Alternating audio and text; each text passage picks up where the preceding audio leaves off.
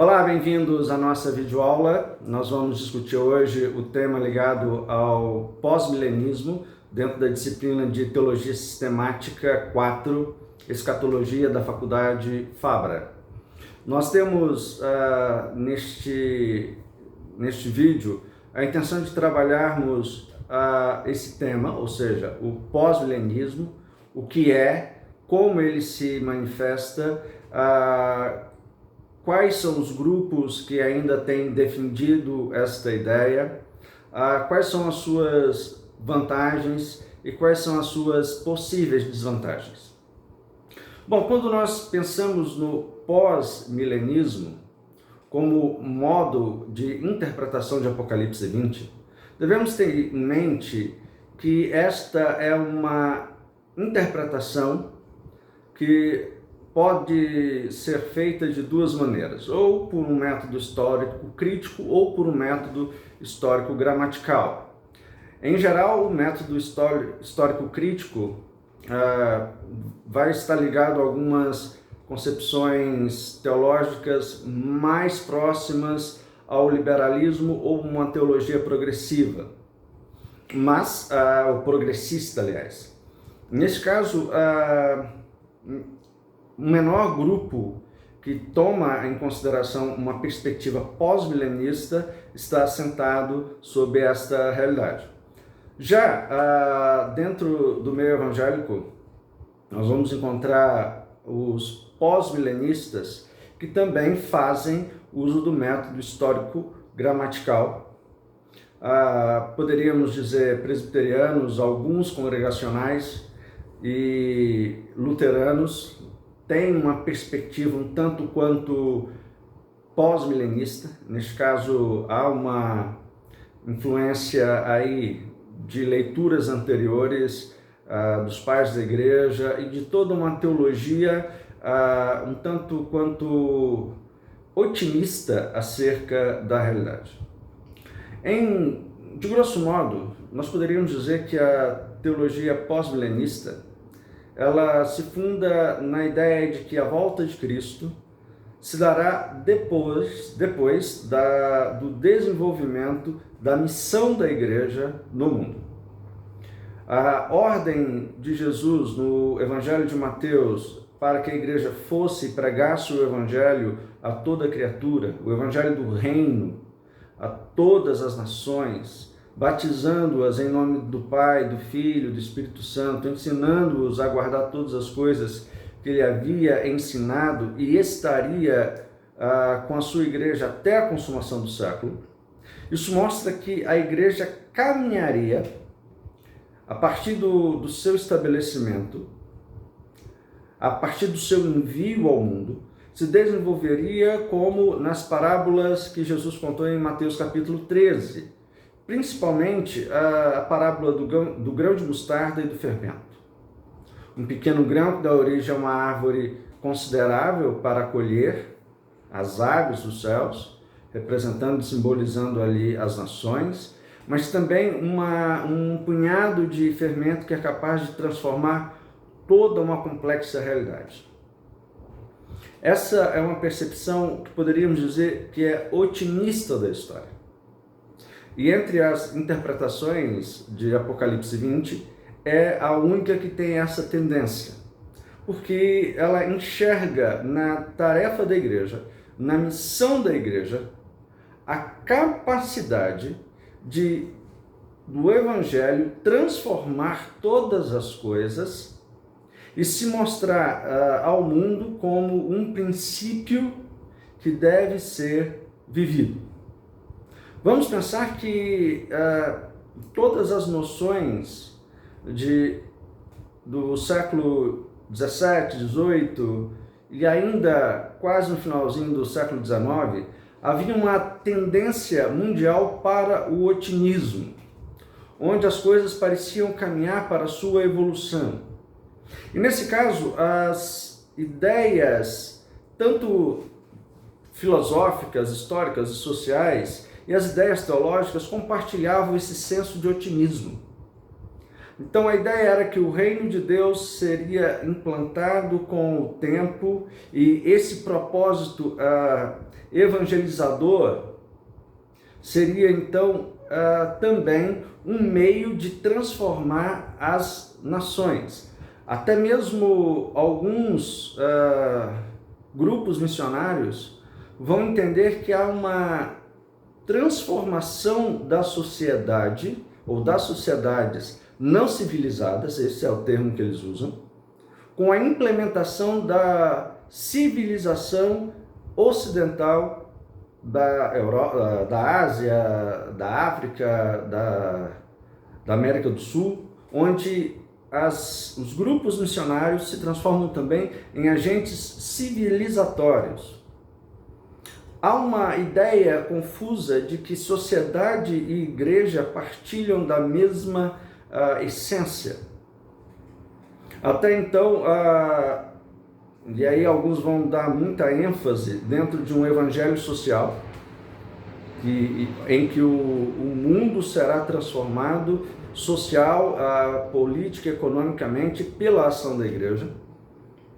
Isso justifica, por exemplo, a construção de escolas, de hospitais, o ensino de técnicas de produção, alguns elementos de industrialização ainda no século XIX, início do século XX.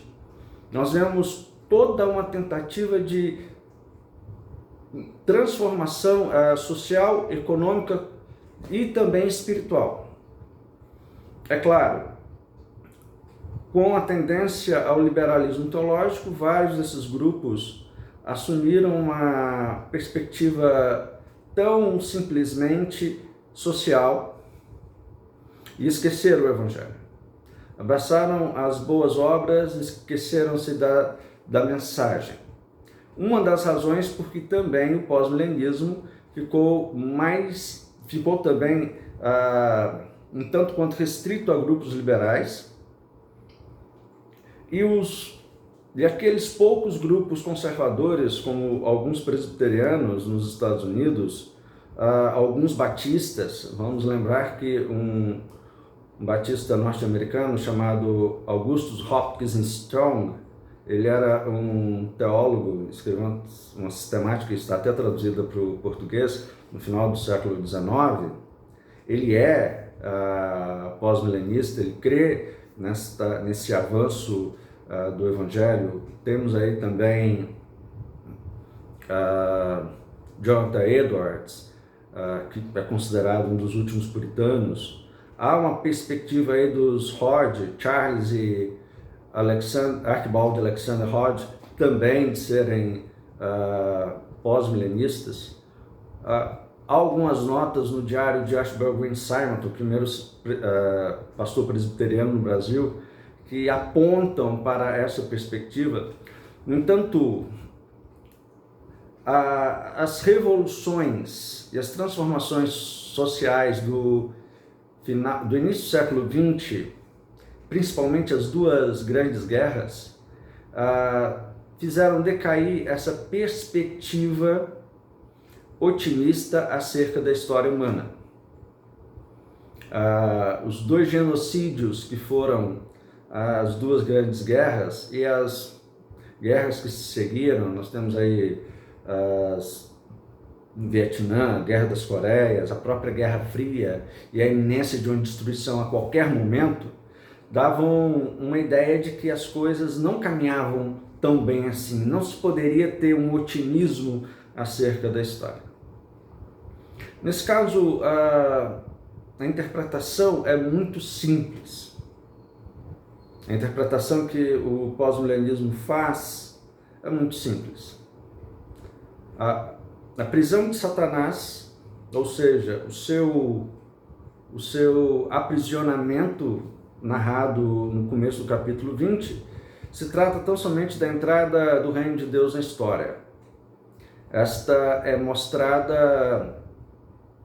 entrada é mostrada, compreendida nas passagens dos evangelhos sinóticos como o isolamento e a diminuição do poder do diabo sobre o mundo.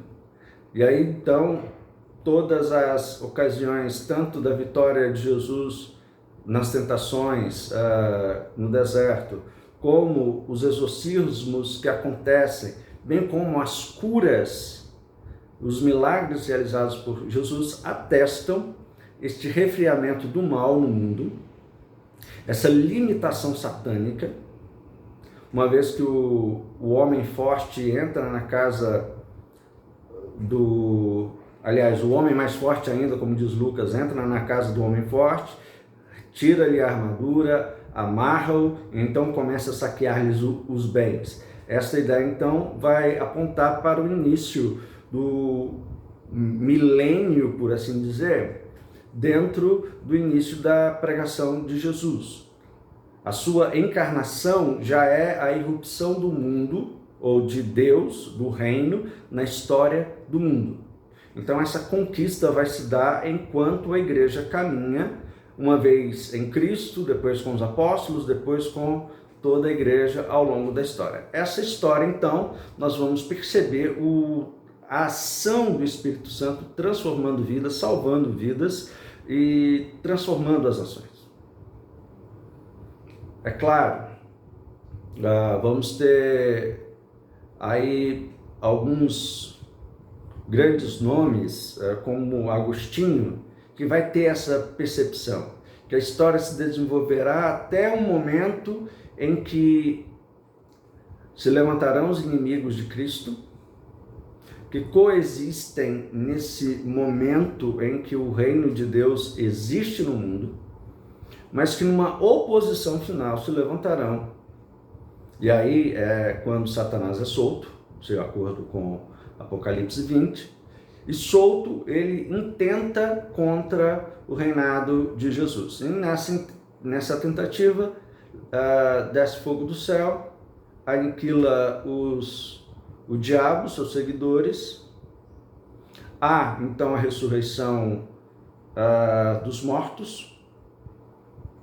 Neste caso, a ressurreição dos mortos se dá no momento da vinda de Cristo, que pode ser a qualquer momento, por assim dizer. Há um elemento de iminência aí, mas a volta de Cristo gera então a ressurreição de todos os mortos, bons e maus. Eles se apegam, por exemplo, ao trecho de João capítulo 8, salvo o melhor juízo, em que Jesus faz essa afirmação, que vem os dias em que muitos sairão dos seus túmulos, os bons, os que tiverem praticado boas obras para a salvação e para a vida eterna, e os que tiverem feito mal para a destruição. Essa é a ideia. Então é nesse momento que Satanás é de fato lançado no inferno.